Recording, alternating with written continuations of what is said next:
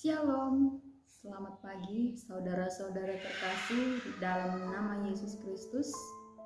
Dimanapun kita berada saat ini, kiranya kita dalam keadaan sukacita dan juga kesehatan.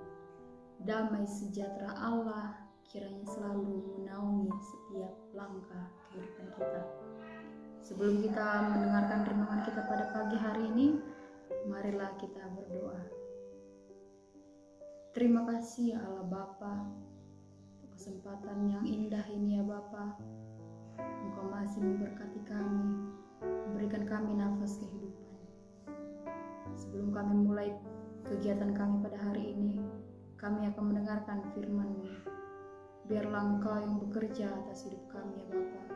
Biarlah kiranya melalui firman-Mu ini ya Bapa, dapat menjadi bekal kami untuk menjalani hari-hari kami. Dalam nama Yesus Kristus kami berdoa. Amin.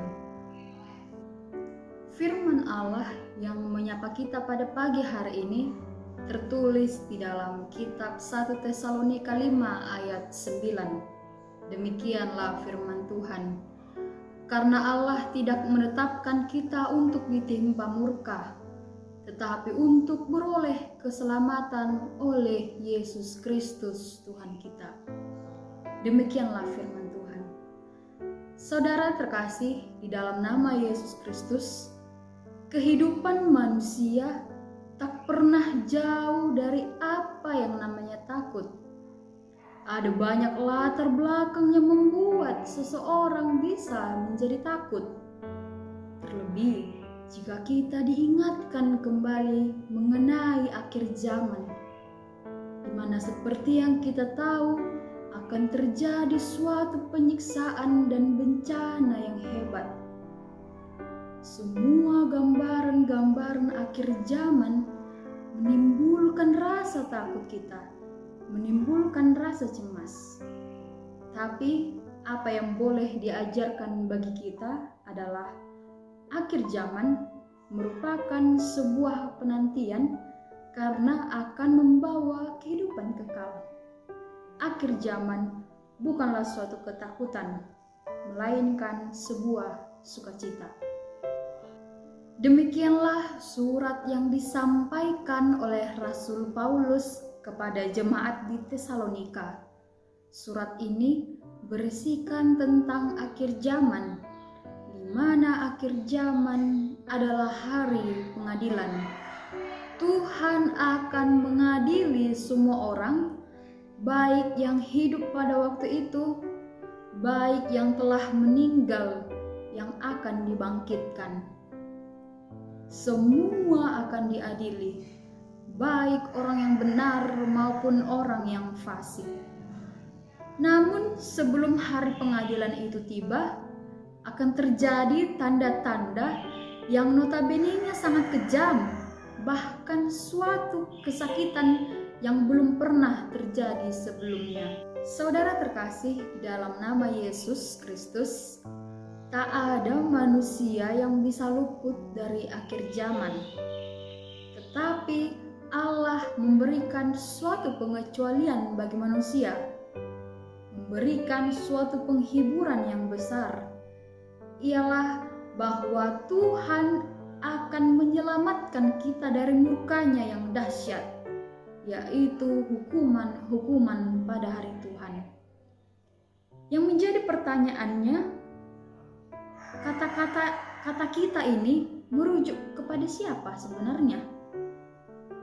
Jika kita membaca kembali pasal 5, mulai dari ayat yang pertama, dalam ayat 5 dikatakan, karena kamu semua adalah anak-anak terang dan anak-anak siang. Anak-anak terang dan anak-anak siang yang dimaksud adalah orang-orang yang benar, orang-orang yang percaya kepada Allah, orang-orang yang hidupnya ada di dalam terang Allah. Orang-orang inilah yang akan beroleh keselamatan daripada Tuhan. Orang percaya bukanlah menjadi target atau sasaran dari murka Allah, tidak. Oleh sebab itu, Maukah saudara menjadi orang yang diselamatkan oleh Allah? Jika ya, marilah kita menjadi anak-anak terang. Marilah kita menjadi anak-anak benar yang hidup di dalam terang Allah. Bapak, Ibu, Saudara terkasih dalam nama Yesus Kristus, kita mengingat kembali kisah air bah di mana Tuhan melepaskan murka-Nya kepada umat manusia yang saat itu sudah diliputi oleh kejahatan. Namun Allah mengingat umat-Nya yang setia kepadanya. Siapakah itu? Ialah Nabi Nuh dan keluarganya. Allah tidak membiarkan umat-Nya ditimpa murka-Nya, tetapi Dia menyelamatkan umat-Nya yang percaya kepadanya. Demikianlah halnya dengan kita. Tuhan pun pasti akan melakukan hal yang sama kepada kita. Tuhan akan memberikan keselamatan bagi kita dari segala hal yang membahayakan kehidupan kita. Tak akan dibiarkannya kita terjatuh. Tak akan dibiarkannya kita takut. Tak akan dibiarkannya kita cemas. Tak akan dibiarkannya kita hidup dalam bahaya.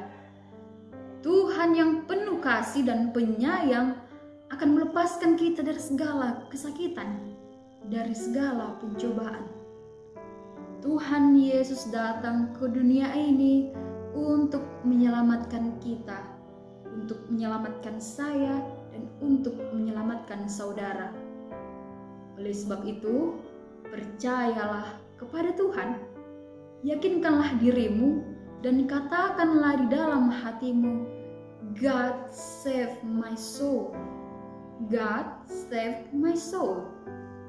Bagaimanapun keadaan dunia ini, kiranya kita tidak takut dan khawatir, sebab ada Tuhan yang selalu menyertai kita. Amin. Kiranya Tuhan menyertai kita semua. Marilah kita berdoa. Ya Tuhan Allah Bapa kami, terima kasih untuk sapaan firman-Mu yang telah kami dengarkan pada pagi hari ini. Engkau mengajarkan kami ya Bapa bahwa Engkaulah sumber keselamatan dalam hidup kami. Biarkanlah kami Bapa dapat menjadi orang-orang Kristen yang sejati, orang-orang yang sungguh-sungguh percaya kepadamu, agar kami dapat memperoleh keselamatan yang daripada Engkau. Berkatilah kami ya Bapa, dahululah setiap langkah kehidupan kami kemanapun kami melangkah. Di dalam nama Yesus Kristus kami berdoa. Amin.